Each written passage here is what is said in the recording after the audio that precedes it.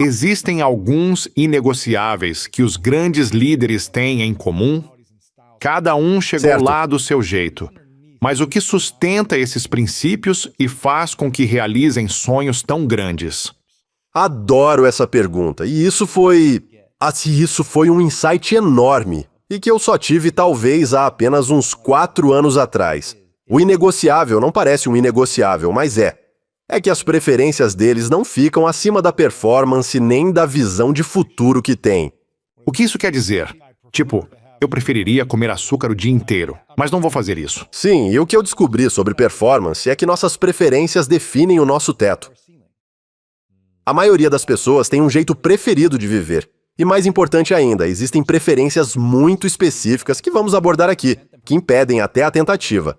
Por exemplo, todo mundo que está ouvindo agora tem uma preferência, e teve isso a vida inteira, soubesse disso ou não. Você sempre teve um limite para o nível de complexidade dos problemas que queria assumir. Certo? O Elon Musk diz, eu topo encarar o desafio de ir para Marte. E tocar uma montadora, fazer isso, fazer aquilo, e tudo certo. Sim, eu aceito esse nível de complexidade. Eu prefiro problemas difíceis. Prefiro problemas complexos, com várias variáveis. Já outras pessoas dizem, quer saber? Eu gosto é de não ter problema nenhum. Quem não quer problema nunca se torna grande. Outras dizem, eu só quero lidar com um problema, ou 2, mas assim, elas não vão muito longe. Vou te dar um exemplo. Quando eu estava aprendendo matemática no ensino fundamental, eu era ótimo, tirava nota máxima. Mas quando entramos em álgebra, trigonometria e problemas com várias etapas e calculadora, eu não gostava daquela complexidade. Aquilo me apavorava. Não tinha nada a ver com a minha infância, nem com a minha espiritualidade. Não tinha nada a ver com os meus valores. É só que as pessoas têm uma preferência pelo nível de complexidade dos problemas. E esse é o teto da maioria. Interessante. Dá para romper essa preferência? Sim. Como você chamou mesmo? Qual o nome desse teto? O teto da complexidade. Existe uma forma de romper essa preferência? Ou de ampliar essa capacidade de lidar com a complexidade e com a resolução de problemas? Sim. De um jeito que isso pareça realmente fácil? Sim, esse é o inegociável. Eles não ligam se parece fácil. A gente lê vários livros sobre hábitos. Microhábito, hábito incremental, hábito atômico, tudo isso. São ótimos, mas venderam a ideia de que para dar certo, tudo tem que ser fácil. Aí eu digo, vai perguntar para alguém de alta performance. É fácil? Você preparou tudo para ser fácil? E eles respondem, não, eu fui pelo caminho difícil e aprendi no processo. O inegociável é que eles não esperam facilidade. Eles respeitam a luta. Eles pensam, o que eu quero é difícil, quase impossível. Ninguém fez isso antes. Quando você lê Jeff Bezos, Elon Musk ou Jensen da Nvidia, a mensagem é a mesma. Tem que ser difícil, tem que ser brutal. É por isso que você está buscando grandeza. Você enfrenta problemas que a maioria olha e diz, não quero resolver isso. Detroit não quis encarar os carros elétricos. Era difícil demais. No sistema deles, aquilo não parecia elegante. Então Detroit disse, acho que não vamos fazer isso, e a Tesla entrou em cena. Quando você olha para a própria vida, pode perguntar, onde eu realmente sofri? Onde fracassei? Onde não deu certo? E eu garanto, havia uma preferência sua ali. Não quero encarar problemas tão difíceis assim. A segunda coisa que eles fizeram, falando de preferências, todos nós temos preferências em relação às pessoas. Preferências de profundidade, frequência e volume de contato. Vou dar um exemplo, porque isso eu sei que é bem específico, mas é aqui que mora a alta performance. É isso que diferencia quem se torna grande. Quem não alcança a grandeza, no fundo, não gosta de lidar com pessoas. Elas não querem lidar com gente, querem fazer tudo sozinhas e não criam relações profundas.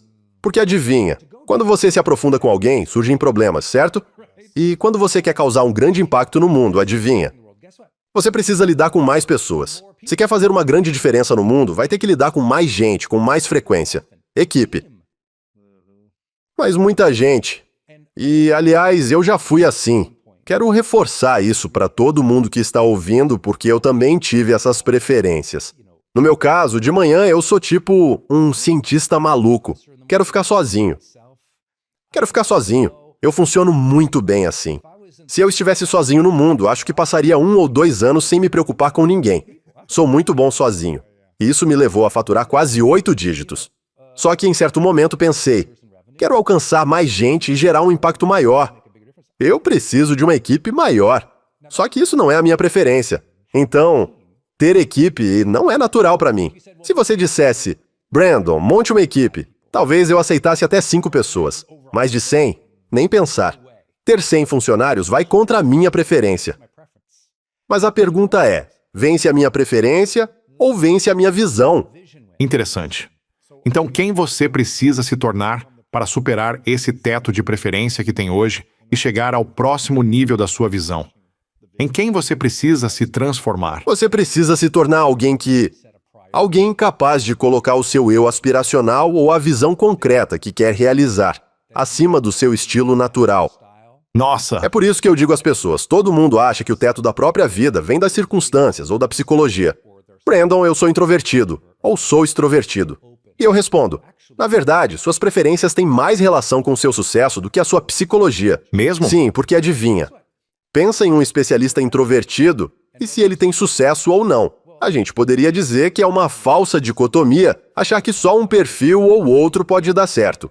Mas não. O que realmente se sobrepõe a tudo isso é, você assume problemas complexos ou não. Você consegue permanecer por muito tempo em um problema difícil? Talvez isso tenha algo de conscienciosidade dentro dos 5 grandes traços de personalidade, mas não necessariamente. Os extrovertidos, por exemplo, eu sou extrovertido até certo ponto. Metade extrovertido, metade introvertido. Mas tenho uma preferência muito forte pelo volume de pessoas e pelo tempo que passo com elas. Sim. Depois disso, eu travo. Então, não é só sobre traço, e sim sobre preferências. Então, se a pessoa não estiver disposta a superar as próprias preferências, o próprio estilo natural, a sua preferência natural em relação a problemas ou a profundidade das relações, ela não vai conquistar nada além do que o seu estilo natural permite. Meu estilo natural é ficar em casa, sozinho, não trabalhar tanto, modo pinha colada. Relaxar, certo? dormir até mais tarde. Relaxar. Tipo, o que me deixa confortável e é natural pra mim, por exemplo. Você sabe, eu já falei sobre isso. E você me orientou muito bem nessa área. Ser entrevistado é muito difícil pra mim. Não é natural. Por isso, se você olhar para os últimos 20 anos, minha carreira foi diante da câmera ou no palco, ensinando sozinho. Conteúdo, por conta própria. Sim, não tem ninguém ali. É você e a câmera. Ninguém te observando. Sim. Ou no palco, ao vivo também.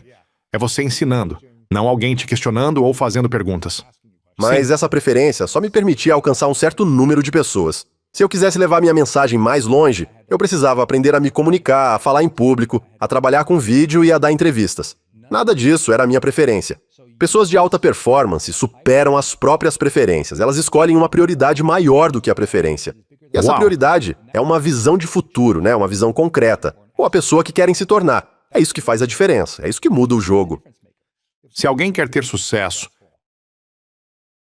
mas tem um teto mental para o sucesso ou uma crença sobre até onde pode chegar, e o sucesso dela ultrapassa esse teto. Se ela ganha mais do que acha que deveria, conquista mais seguidores do que imaginava, recebe um prêmio que nem sabia ser possível, seja o que for, ela alcança um tipo de sucesso que a mente dela nem considerava possível. Isso foi além da preferência dela em relação ao sucesso.